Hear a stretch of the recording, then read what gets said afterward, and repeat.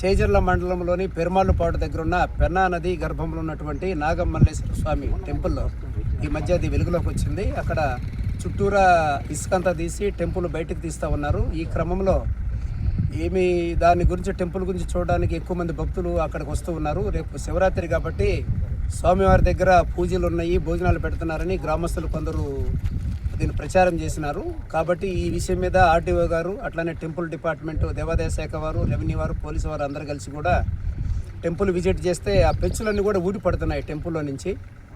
దీనికి భద్రతా దృష్ట్యా, అలానే ఈ టెంపుల్ ఇంకా పూర్తిగా నిర్మాణం పూర్తి కాలేదు, డైలాపిటేటెడ్ స్టేజ్లో ఉంది కాబట్టి అంత సేఫ్టీ కాదు. కాబట్టి దర్శనానికి వచ్చే వాళ్ళకి ఎవరికైనా ప్రమాదం జరిగే పరిస్థితి ఉన్నది. ఆ పెచ్చులు ఎక్కడెక్కడ ఊడి పడుతున్నాయి. దానివల్ల భక్తులు ఇబ్బంది పడతారనే ఉద్దేశంతో ముందు జాగ్రత్త చర్యగా ఈ రోజు నుంచి రానున్న 3 దినాల పాటు ఇక్కడ దర్శనాలు నిలిపివేయడం జరిగింది.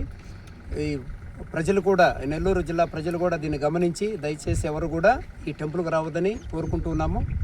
దీనిలో భాగంగా ట్రెంచ్ కొట్టించడం జరిగింది, కంపకర్రలు వేయడం జరిగింది. అట్లానే పోలీస్ పికెట్, రెవెన్యూ వారు కలిసి కూడా ఒక పికెట్ ఏర్పాటు చేస్తున్నాము. ఇవన్నీ కూడా ప్రజల భద్రత, శ్రేయస్సు దృష్ట్యా తప్ప వేరేది కాదు. దయచేసి ఈ టెంపుల్ తప్ప వేరే ఏ శివాలయానికైనా వెళ్ళండి. ఇది మేము చూస్తున్నప్పుడే 4-5 పెచ్చులు ఊడిపడినాయి. ఈ ఫోటోలు కూడా ఉన్నాయి. కాబట్టి ప్రెస్ వారు కూడా దీనిని అర్థం చేసుకొని ప్రజలందరూ చేరేలాగా ఈ మెసేజ్ని ఫార్వర్డ్ చేయవలసిందిగా ఈ రెవెన్యూ, పోలీసు, అలానే టెంపుల్ డిపార్ట్మెంట్ తరఫున తెలియజేస్తున్నాము. Thank you.